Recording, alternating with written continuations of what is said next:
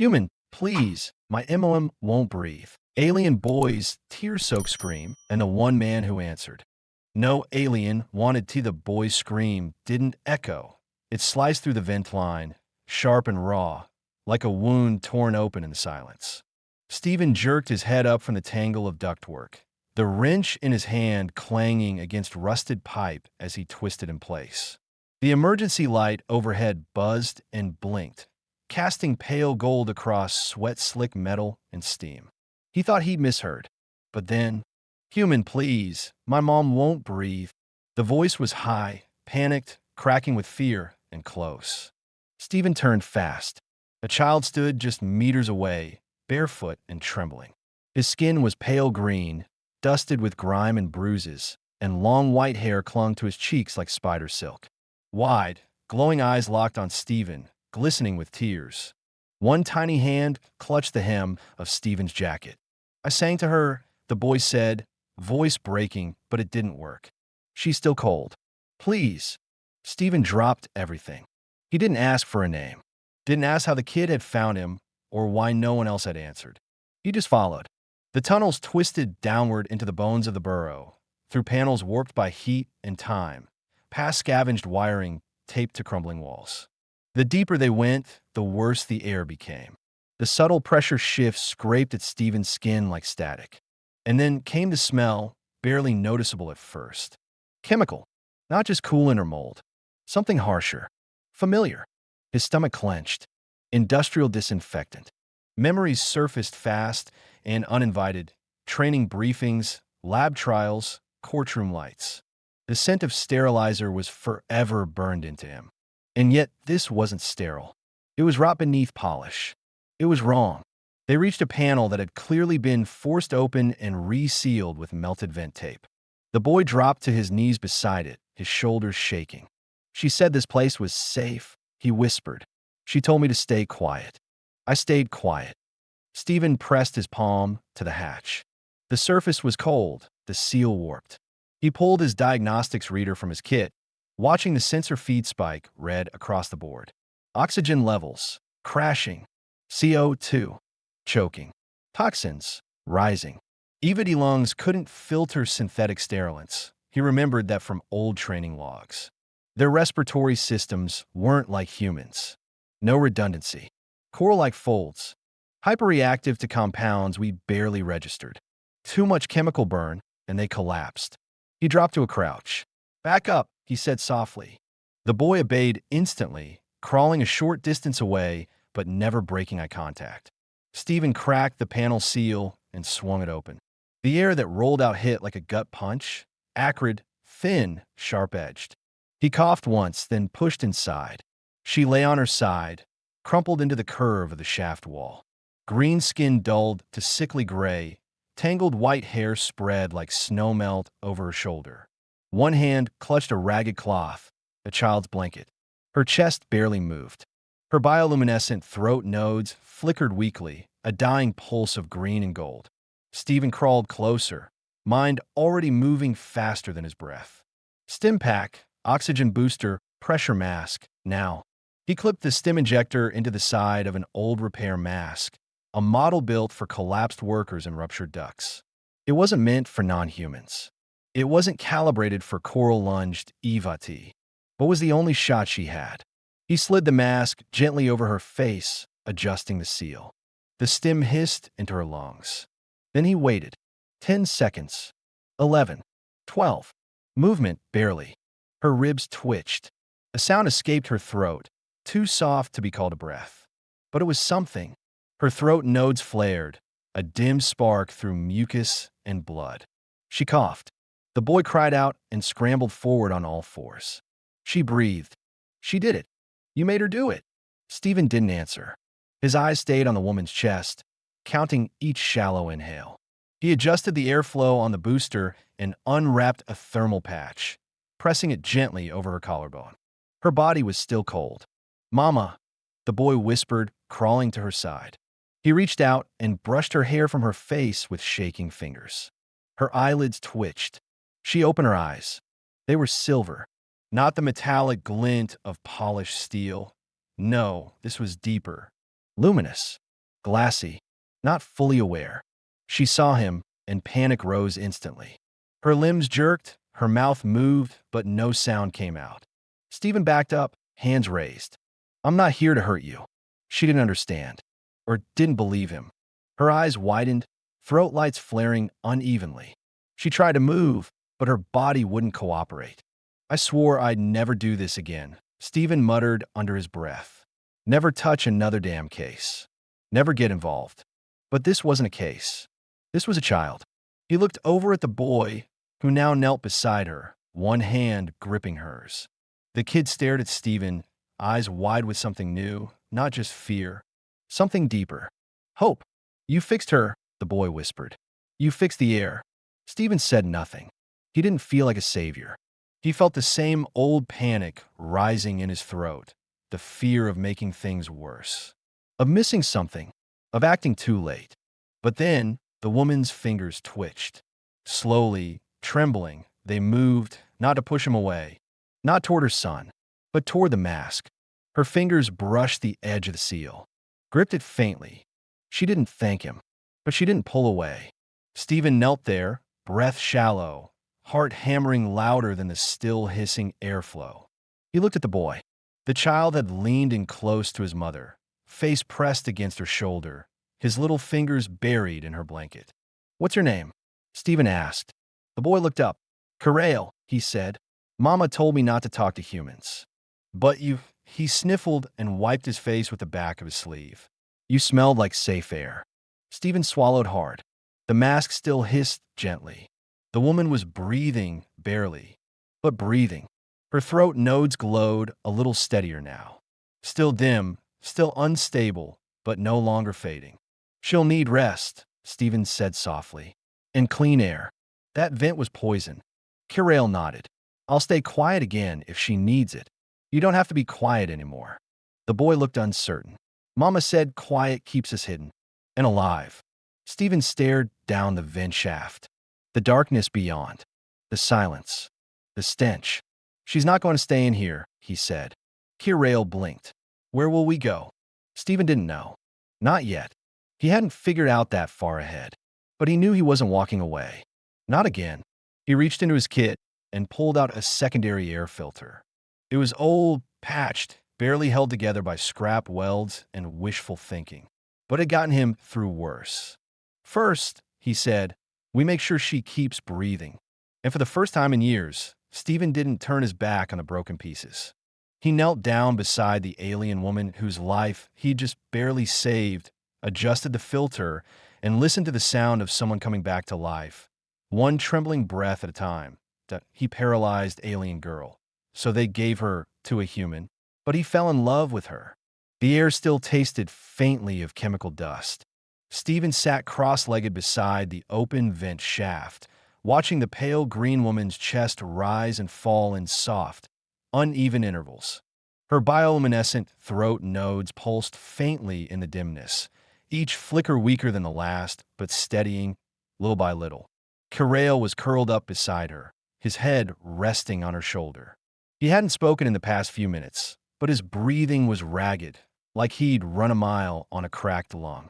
One of his small hands clutched his mother's hair.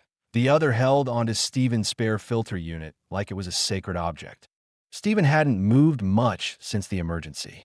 His legs ached, one of his gloves was ripped, and his diagnostic pad was nearly dead. But none of that mattered. He was watching, listening, making sure she didn't stop breathing again. The woman hadn't spoken yet. She'd been half-conscious since the stimulant took hold, alert enough to react, but too weak to speak. And the way she looked at him, when her eyes opened in brief flickers, wasn't trust. It was calculation.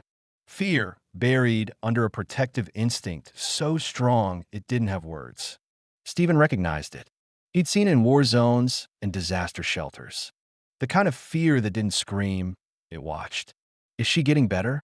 Karail asked, his voice almost a whisper. He didn't lift his head. Stephen nodded slowly. "A little. She's holding her breath longer. That means her lungs are trying." Karail didn't respond right away. When he did, it was quiet and strange. "She hasn't sung in days. Not even in her sleep." Stephen looked down at him. "Sung," She sings when I'm scared. And when she hurts. He turned his head slightly, still resting against her. Eva T sang to heal. But the bad air stole her voice. Stephen blinked, tried to imagine what that even meant, singing to heal. It sounded poetic, almost symbolic. But the boy's tone was matter of fact. This wasn't metaphor. It was something real, something biological, something cultural. She used to hum to the lights, Kirail said suddenly. Back when we lived near the surface. The lights liked it. Stephen didn't ask what the lights meant. He wasn't sure he wanted to know just yet. There were layers here, things he didn't understand. But he wasn't about to ignore them either. Where's your home now? He asked carefully. Kirail didn't answer, just tightened his grip on his mother's hair. Stephen let the question die. Instead, he moved to check the airflow filter again. The makeshift seal he'd installed was barely holding. The shaft behind them was still dangerous, residual fumes, lingering gases that clung to the stone like moss. They couldn't stay here. We need to move her, Stephen said aloud. Not really to Kirail. More to the silence. She needs real air. Clean flow. Heat. The boy stirred. Will it hurt her? No, Stephen said gently. It'll help. Kirail sat up slowly, eyes scanning the narrow vent corridor. There's a place. It's small, but it's quiet. Mama and I stayed there before. Is it close? He nodded. Through the pipes. Stephen sighed. He'd spent years crawling through half-broken systems and blocked shafts, mapping forgotten routes that no one else used anymore. That was before everything fell apart. Before the scandal. Before the guilt. But now those skills had weight again. You'll need to lead the way, he said. Kirail's small hand slid into his. It was warm and trembling. Okay. Stephen turned back to the woman, still breathing, still alive. He adjusted the thermal wrap over her chest and carefully slid his arms beneath her shoulders and knees. She was lighter than she looked, too thin for someone her age. Her skin was cool, like a sunless stone. When he lifted her, she didn't resist. Her head fell lightly against his shoulder. He felt the barest flutter of breath against his neck. Not quite trust. Not yet. But not rejection either. Kirail led them through a collapsed bypass corridor, weaving through half-melted scaffolding and old maintenance hatches. Stephen followed close behind, stepping carefully, keeping one eye on the filter monitor strapped to his belt. The air wasn't good, but it wasn't lethal here. The boy paused at a rusted hatch. Here, Stephen ducked through. The space was barely the size of a storage pod. Low ceiling, 3 walls patched with scrap plating, and a thick slab of insulation dragged over the open entrance like curtain. A discarded heat coil blinked in the corner, attached to a broken food warmer. The air here was stale but breathable, better than the shaft. He knelt and laid the woman down gently onto a mat of folded blankets and fabric scraps. She didn't wake, but her throat lights flickered brighter for a moment before dimming again. Kirail crawled to her side and pressed his ear to her chest. She's warmer, he said quietly. Stephen nodded and turned to check the power coil. It was nearly out of charge. He'd have to repurpose one of his own tools to feed the heater, maybe the arc welder. That meant no major repairs for a few days. He didn't care. You're Stephen, right? Kirail asked suddenly. Stephen looked over. You didn't tell me, the boy said. But I heard one of the guards say it once, when you fixed the sector air. He said, if Vintner touches it, it breathes again. Stephen froze. He hadn't heard that name spoken aloud in a long time. Not without venom. I used to do different work, he said, finally. What kind? He hesitated. I figured out what happened in places after the bad stuff. After people got hurt. I could smell it. What they touched. What they spilled. What they ran from. That sounds sad. Stephen nodded. It was. Did you make mistakes? The question stopped him cold. His throat tightened. He looked at the boy, so open, so steady, and gave the only honest answer. Yes. Kirail didn't say anything for a long time. Then he whispered, Mama made one too. She thought she could keep me safe if we just stayed quiet. Stephen didn't reply, but he sat beside the boy and stayed. Time passed slowly in that little pocket of stillness. The woman's breathing deepened, her skin regained a hint of warmth, and her throat lights began to flicker with faint rhythm, like music struggling to remember itself. Kirail fell asleep with his head on her chest. Stephen sat guard by the door, one hand resting on the hilt of his old utility blade, the other wrapped around a recharged filter pack. The air was better here, but it wasn't safe. Not yet, but she was breathing.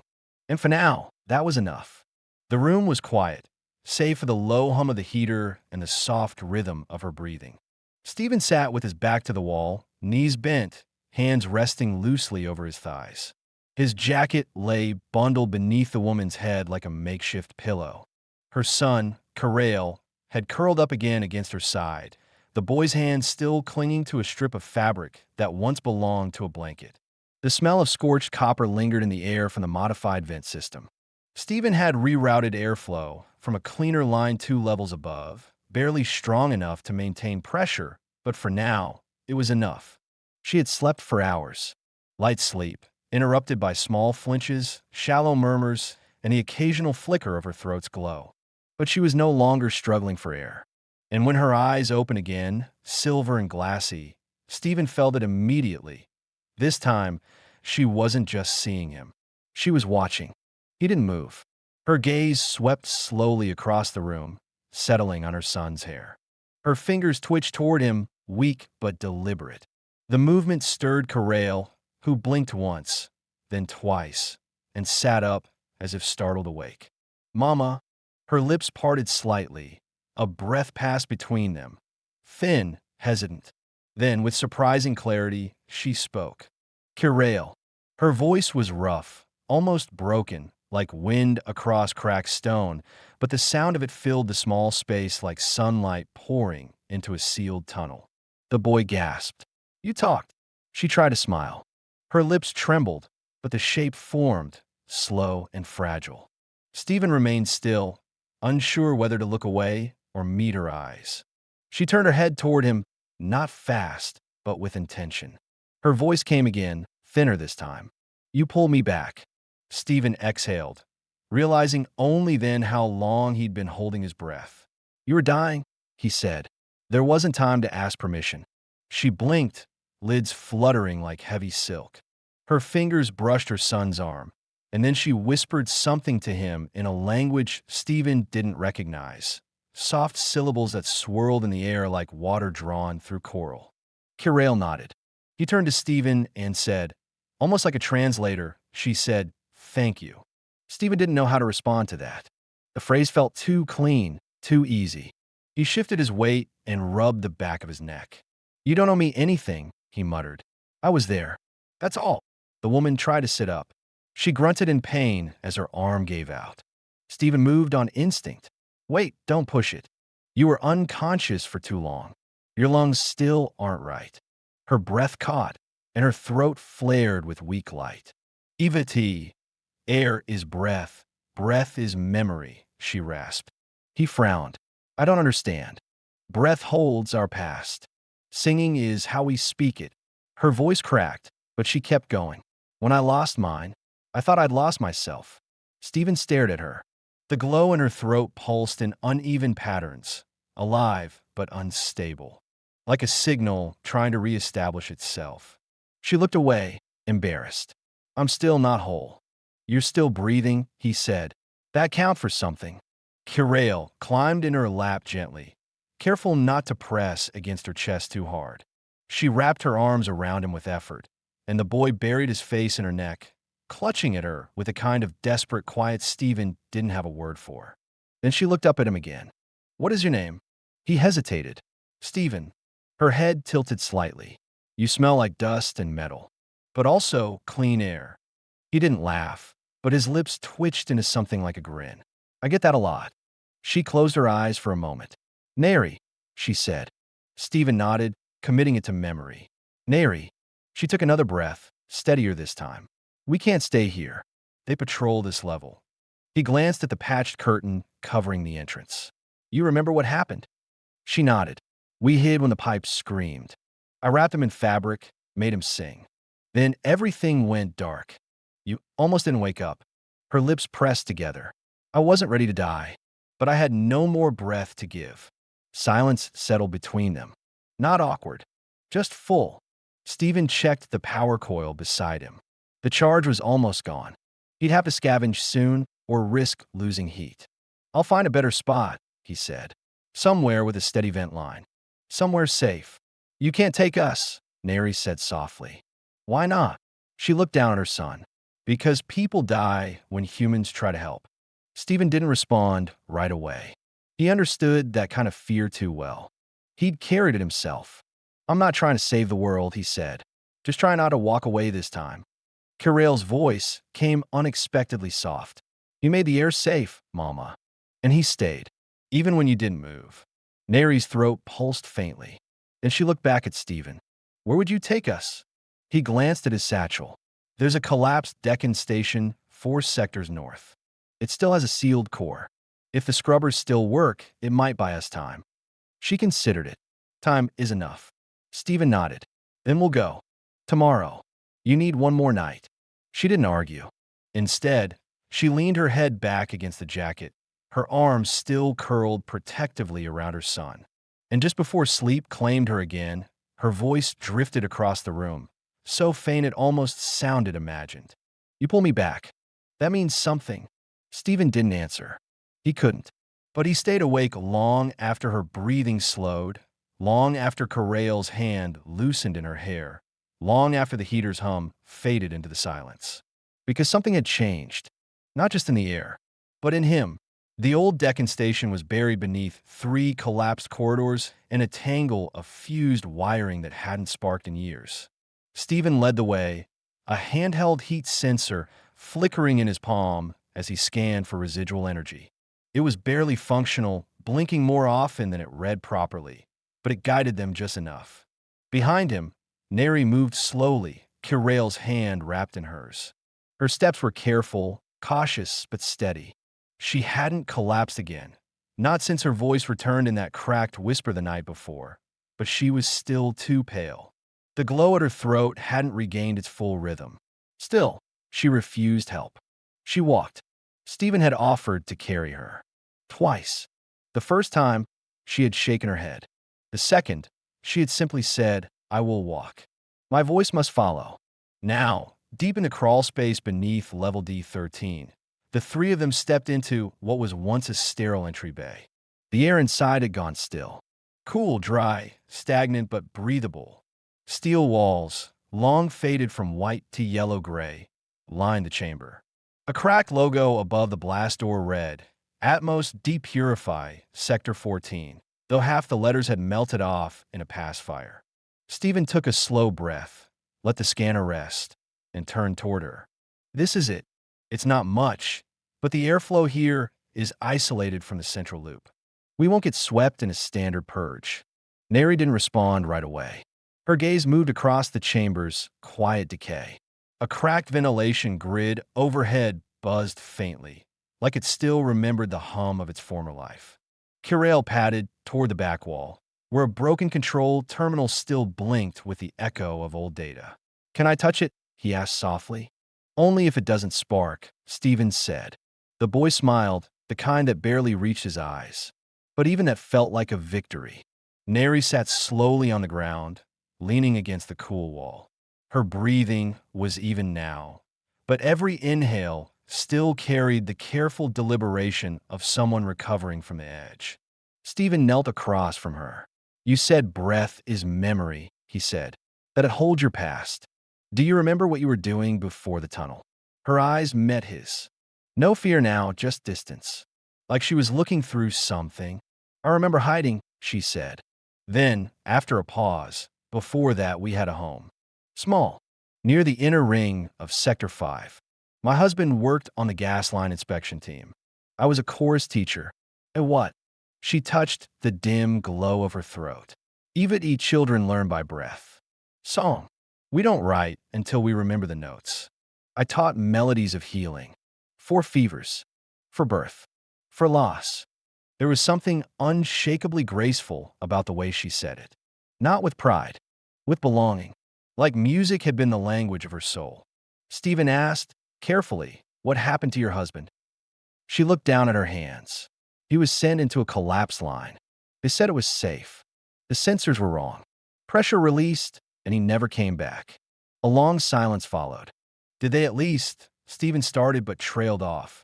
He didn't know what he wanted to ask. Did they recover his body? Did they say they were sorry? Did it matter? They gave me his mask, she said, answering the unspoken question. Burned through. Still hot. Stephen felt something crack behind his ribs. I stopped singing after that, she said, voice barely audible. Not for others. Not for Corral. Only in my sleep. He didn't speak. Couldn't. Then she looked up. And you? You know loss. It wasn't a question. He nodded. I used to be a forensic olfactologist, he said. That's not a job most people know. I don't, she said plainly. He sat back, resting his hands on his thighs. I could read scent traces, reconstruct a place by smell. A crime scene, a spill, a murder. I was good at it, but something went wrong. Stephen let out a slow breath. There was a case. A man accused of a massacre. My analysis confirmed the scene. Trace elements matched his presence. Everything lined up. He screamed his innocence. Cried in court. I testified anyway. What happened to him? Stephen swallowed. He died in confinement. 3 months later, evidence surfaced proving he wasn't even there that day. My report had been altered. Not by me, but by the agency. They used my skill to justify what they already believed. You didn't know, she said. No, Stephen said. But I should have. I believed I couldn't be wrong. That was worse. You left. I had to. I couldn't smell anything without doubting it. Couldn't trust my own instincts. So I took a job fixing air, breathing systems. Something simple. Something that didn't ask me to judge. Neri nodded slowly. But when my son called out, you came. Stephen's jaw tensed. He sounded like someone who'd be alone if I didn't. Kirail's voice came from the far side of the room, startling them both.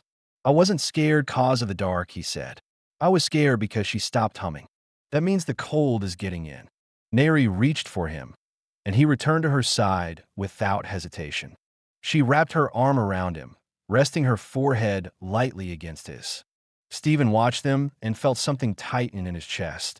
A strange ache, familiar and foreign all at once. I don't know what happens next, he admitted.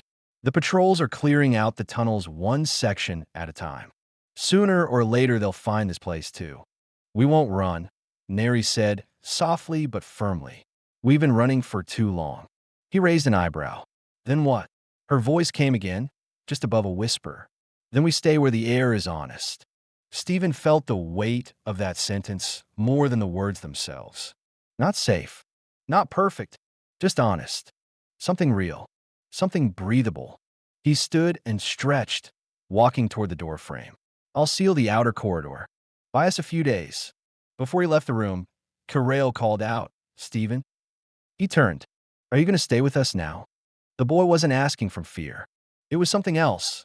Hope mixed with fragile understanding. Stephen didn't rush to answer. He looked at Neri. She wasn't looking away anymore. He nodded. Yeah, I'll stay. And he meant it. Because for the first time in a long time, the air didn't just move. It carried meaning. Stephen had grown used to the rhythms of the forgotten burrow, how the pipes whispered when the pressure shifted, how the warm air tasted just a little sweeter when the main line wasn't being leached by black market filters. He'd learned to recognize the subtle tremors in the walls when maintenance crawlers passed overhead, and how long the silence lingered before a sweep patrol dropped into a new sector. But today, something was off. He crouched near the Deccan station's rusting threshold, ears straining against the low hum of machinery, eyes scanning the corridor for any movement. The air felt heavier than usual, tight with static, and his gut clenched with the familiar weight of instincts honed long before he became just a repairman. Something was coming.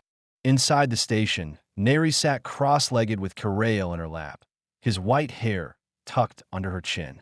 She hadn't sung that morning, but her voice had returned enough for simple words, soft ones, spoken mostly to her son, but sometimes when Stephen wasn't expecting it to him. You stopped pacing, she said from behind him. Her voice was quiet, but grounded. Stephen looked over his shoulder. Yeah, the air shifted. She nodded once. Patrol? He didn't answer. Didn't need to. She slowly set Kirail down and stood.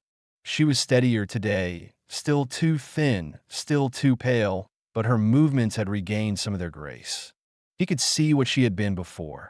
A teacher of voice, a woman who once moved through corridors with rhythm instead of fear. Stephen crossed to the emergency access panel and opened it with a quiet snap. Inside, a mess of wires and a blinking breaker relay greeted him. He unplugged the low-light feed from the outer camera. Blind feed. Standard sweep tactic. They're nearby. Kirail looked up from the floor. Do they take people away? Stephen kept working, but his voice stayed calm. Only if they see them. The boy crept over to his mother. Are we going to hide again? No, she said, stroking his hair. This time we stay together. Stephen closed the panel and walked back toward them. There's an old evac shaft behind the oxygen stack. If it's not caved in, I can use it to distract them. Neri stepped between him and the door. No. He paused. You have a better plan? I do. She lifted her chin slightly, throat glow faint but steady. Let me talk to them. That's not how this works. They don't listen. They'll see a mother and child. If you run, they'll hunt. Stephen shook his head. If you show yourself, they'll take you. I've seen it happen. Neri looked past him to the sealed hatch. Then back to Stephen. So what happens when they come through that door? Stephen's jaw clenched. Then I tell them you're mine. The words slipped out faster than he'd expected. So fast that he didn't even process what he'd said until he saw her expression shift. Surprise, not fear. Her glow pulsed once, very faintly. Yours. He stepped closer, lowering his voice. I say you're bonded to me. My dependent. It's not uncommon anymore. They don't question humans claiming sanctuary rights. They just process and log it. And if they test me, they won't. Not if we act the part. Neri's gaze narrowed. You mean act like we love each other? Stephen met her eyes. No. I mean act like I'd rather die than let them take you. For a long moment, no one spoke. The tension was too still, too quiet. Even Kirail didn't move. Then, softly, Neri whispered that, I can do. Stephen moved toward the vent tunnel, pulling a folded ID tag from his tool belt. They'll be here within minutes. When they ask questions, I answer. You stay by my side and don't flinch. Neri took a slow breath. I won't. A dull thud echoed down the hall. Then another. Boots. Kirail let out a quiet whimper, and Stephen knelt beside him quickly. Hey, look at me. The boy's green eyes were wide and shimmering. No one's going to take your mom, Stephen said. Do you believe me? Kirail nodded, but tears pooled along his lashes. What if they try? Then they'll have to go through me. Kirail crawled into his mother's arms, burying his face in her shoulder. She wrapped herself around him like a shield. The knock came hard. 3 sharp bangs against the outer door. Stephen opened it. 3 enforcers stood in gray exo armor, faces obscured by visors, plasma rifles low but ready. The one in front scanned him. Name, the enforcer demanded. Stephen Vintner. Civil technician, formerly registry level 8. ID 674-79C. Registered occupants? Stephen didn't blink. My bondmate and our son. The enforcer hesitated. Species? EVT, Stephen answered without pause. She was approved for refugee status in Sector 12. Relocated due to a gas line rupture. I brought her here for recovery. Verification. He held up the cracked ID chip. Scanners down. You can cross-reference the registry later. Sector 12's backups were corrupted in the blackout. Another beat of hesitation. Then the second enforcer's visor turned slightly. You're the olfactologist. Stephen went still. The first enforcer looked over. That true. Stephen didn't move. Used to be. Not anymore. The enforcer stepped forward. There's a bounty out for some undocumented alien families. You sure she's clean? Stephen stared back at him. She's mine.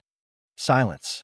Then the enforcer glanced behind him, saw Neri standing with Kirail wrapped against her side, the boy's wide eyes blinking through long strands of white hair.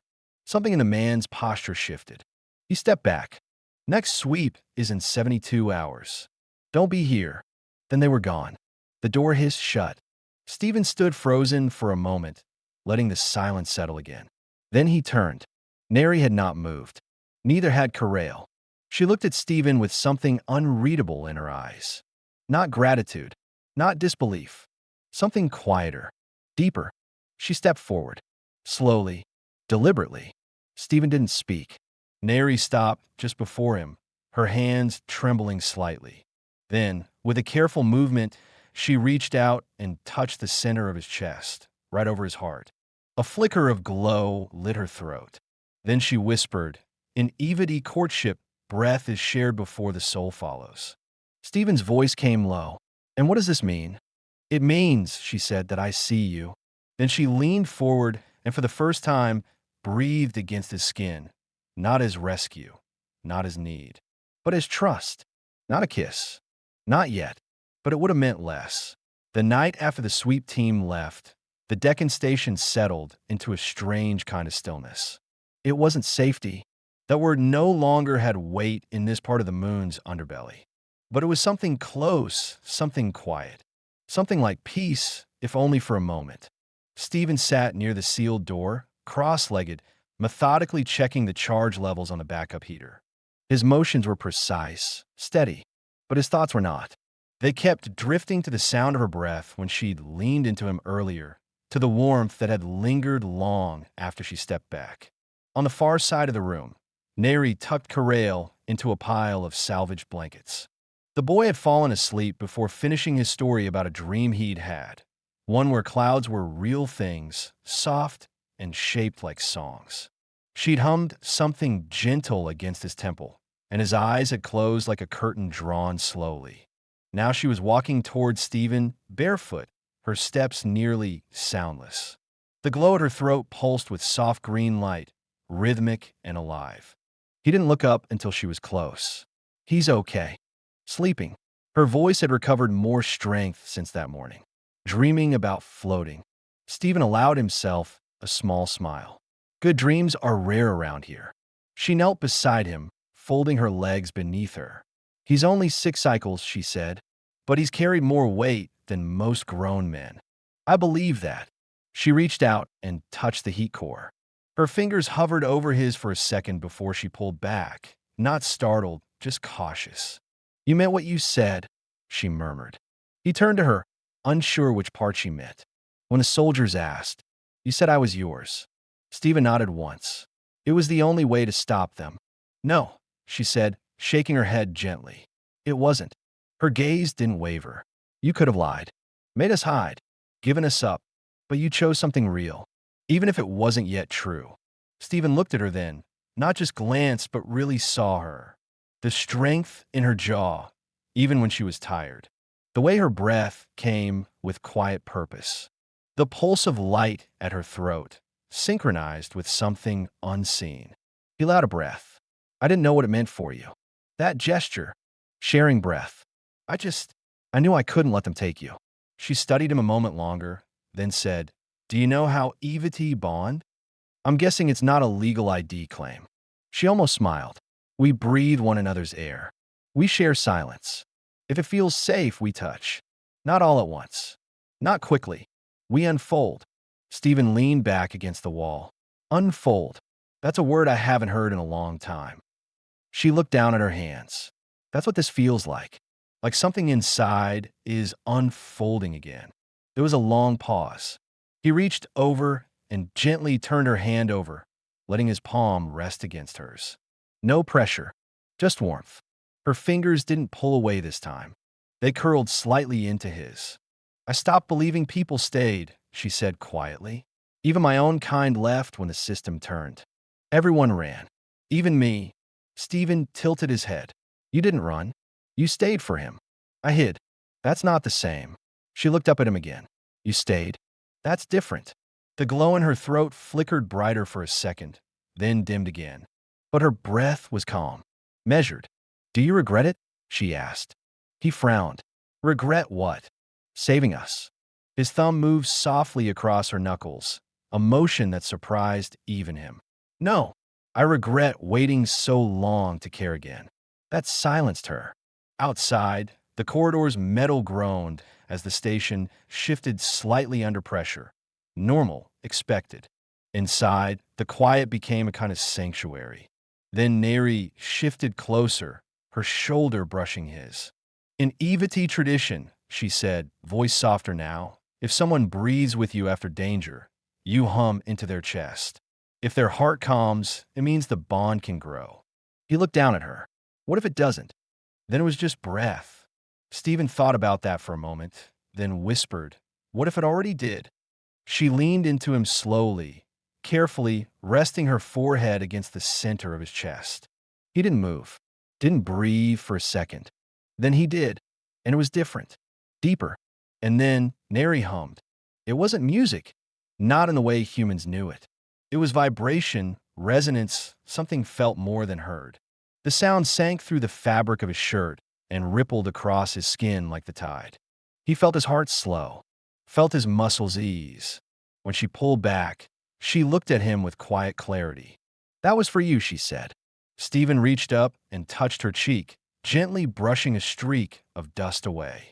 His thumb lingered there, and when she didn't pull back, he whispered, this is for you. He leaned in slowly, giving her time, giving her choice. She met him halfway. The kiss wasn't urgent. It wasn't hungry. It was breath and stillness and truth shared between two people who had both been buried by silence for too long. When they parted, their foreheads touched. Her fingers rested lightly on his neck. Kirail stirred in the blankets and murmured something in his sleep. They both smiled without looking. Then Neri whispered, now, we're not alone. And Stephen, who had lived half a life in the ruins of guilt, finally felt what it meant to be chosen. Not because of duty or desperation, but because of trust. The Deccan station was quiet, but it was no longer silent. Something had shifted. The stillness no longer felt like hiding. It felt like a breath held too long. Stephen lay on his back beside the heater, listening to the soft whir of the air filter overhead. Neri lay a few feet away, curled beside Kirail, the boys breathing steady against her chest. Her glow pulsed gently in the dark like the heart of a sleeping forest. And yet, despite the safety, despite the closeness, a restlessness stirred in his chest. They had survived, but they hadn't arrived. That morning, he rose early, laced his boots, and stepped into the access tunnel to reroute the oxygen duct for the third time that week. The system wasn't failing. He wasn't meant to stay underground forever. By the time he returned, Neri was already awake, kneeling in front of the scrap burner, coaxing a small flame to life with a piece of folded mesh. Her movements were calm, methodical, but when she looked up, she saw in his eyes. You're pacing on the inside, she said. Stephen exhaled and sat beside her. I can't keep pretending this is enough. For who? She asked softly. He hesitated. For Kirail.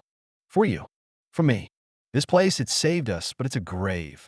A warm one, but still a tomb. Neri lowered her hands. The burner flickered out. You're not wrong.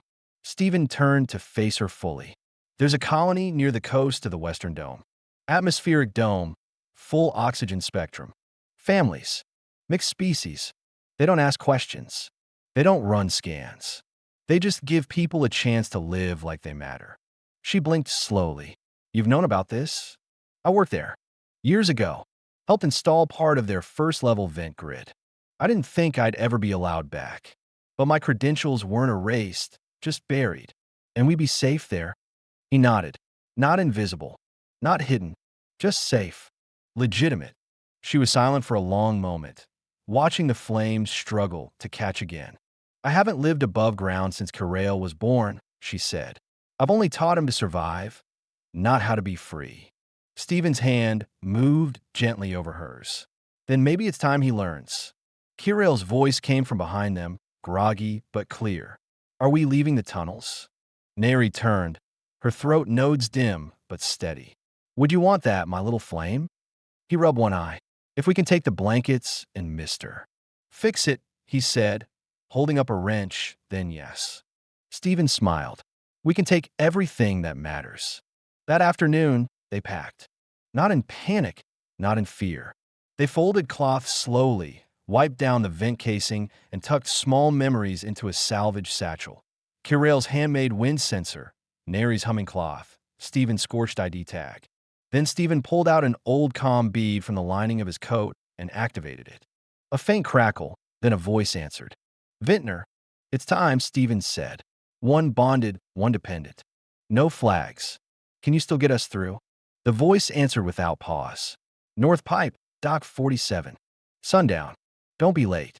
Stephen closed the bead. Neri stood beside him. "Dock 47, she repeated. "Is it safe?" "It's open sky," he said. "Nothing's ever truly safe. But it's better than staying buried." She nodded once. Then quietly, "I don't want to hide our voices anymore." That night, they left. One by one, they slipped out through the collapsed tunnel Stephen had reinforced with foam mesh and quiet prayers. The city above hummed like distant thunder, but no alarms followed them. No boots, no shouts, just footsteps. Steady, breathing, real. At Dock 47, the transport was waiting. A squat cargo vessel retrofitted for passengers, its hull patched with different generations of metal. A tired man with cybernetic arms gave Stephen a nod, then ushered them in. Inside, the cabin smelled like oil and dried herbs. The air was clean. As they sat, Stephen holding Kirail on one side, Neri on the other, she leaned her head against his shoulder. The ship's engines rumbled beneath them. And when they rose, truly rose, breaking the tunnel seal and climbing into the open air of the upper dome, Neri let out a sound Stephen hadn't heard before. A song. Not loud, not mournful, but alive. And Kirail joined in. The sound was light and breath and memory and hope braided together. Stephen didn't sing. He just closed his eyes and listened. They were finally going home. The morning air in the coastal colony felt nothing like the tunnels they'd left behind. It smelled of salt and sunlight, of damp stone warmed by dawn, and the faint sweetness of flowering algae in the hydrolander gardens. The dome overhead was nearly transparent in this sector, casting the early light in gold ribbons across the cobble walkways. Above, distant seabirds wheeled beneath the reinforced curve of the sky, their calls echoing faintly off the colony's outer shell. Stephen stood barefoot on the balcony of their new home, mug of steamed braeroot tea warming his hands. The building was modest, white-walled, low-slung, grown partially from living mineral composite and partially from reinforced concrete.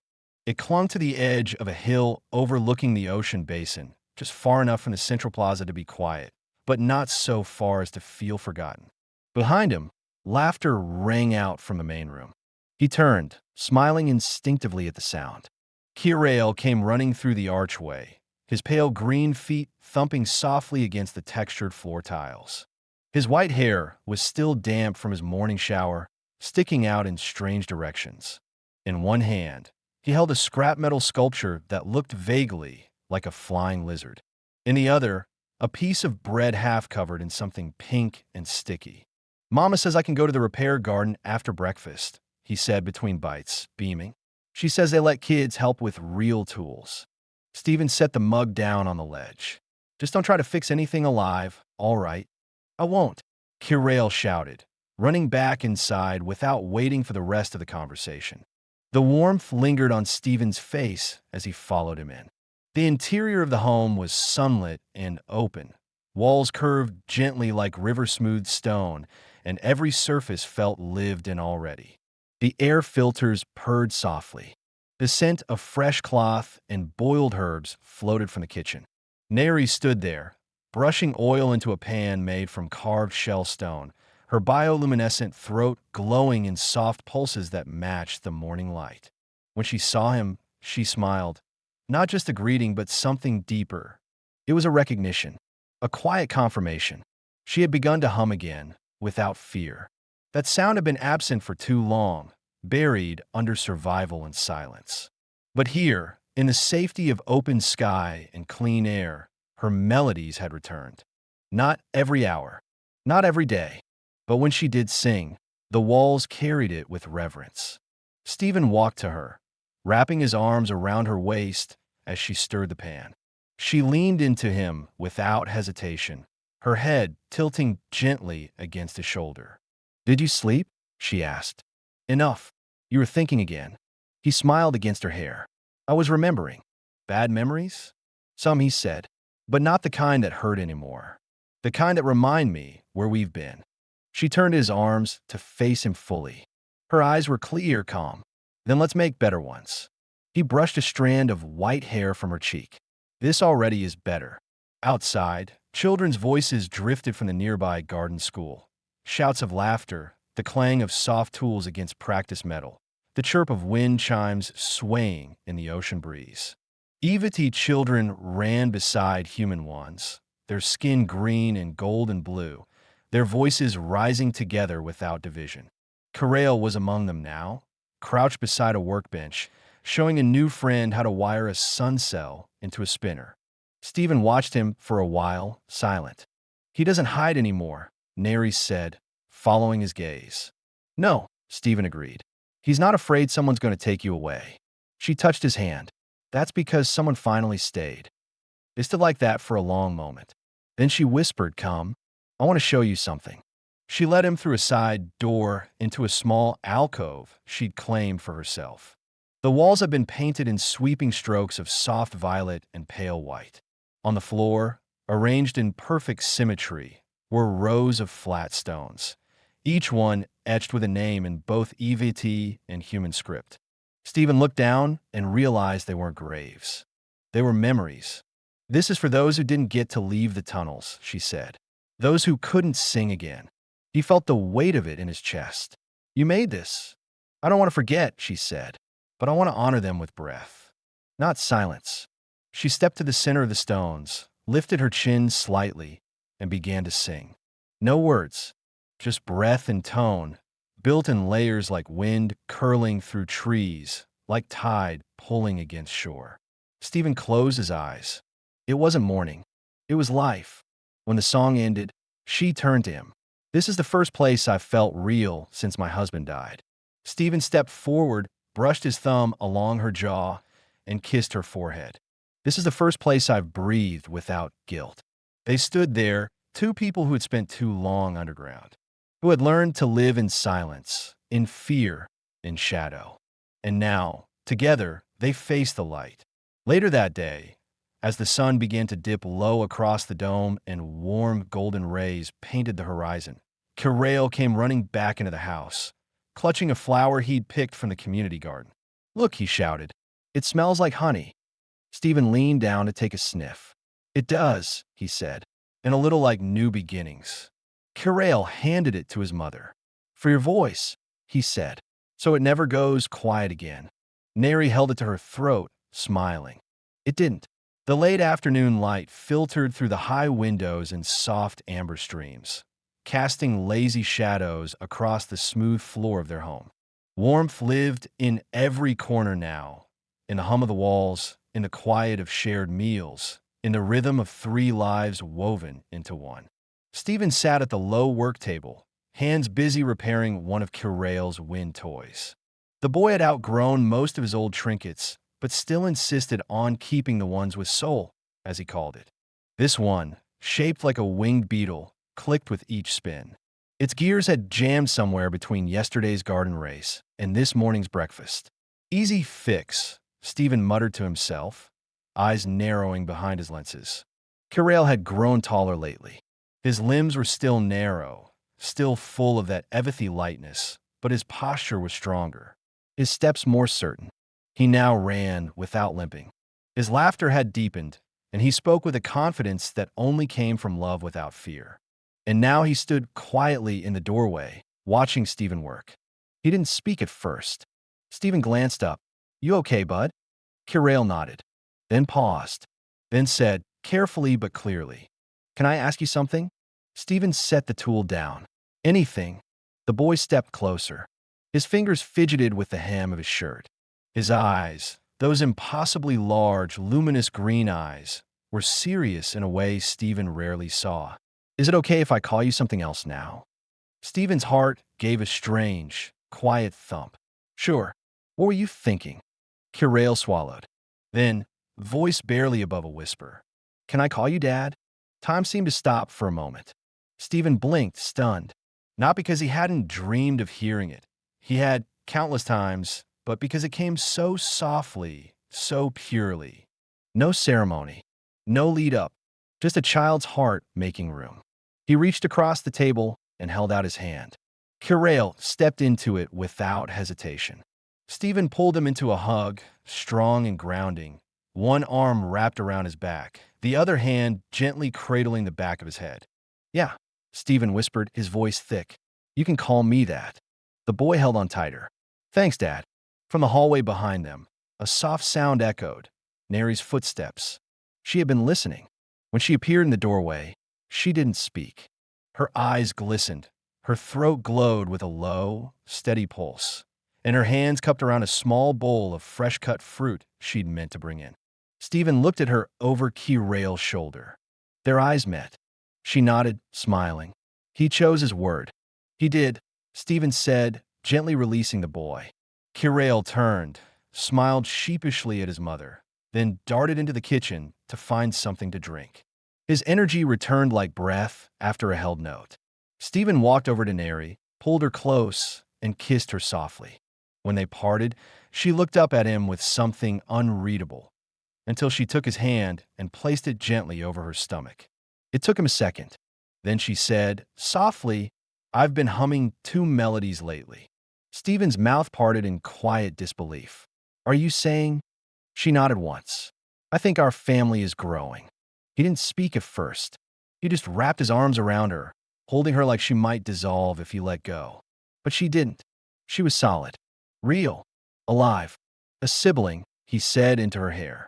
Kirail will lose his mind. He'll sing, she murmured. That's how EVTs celebrate new life. Stephen leaned back slightly, pressing his forehead to hers. Then I'll learn the song. And in the fading light of a perfect day, they stood there, mother, father, and soon, 4 hearts instead of 3, breathing the same clean air, held together by trust, healing, and a kind of love that didn't need words. But when they spoke, it was true. The end.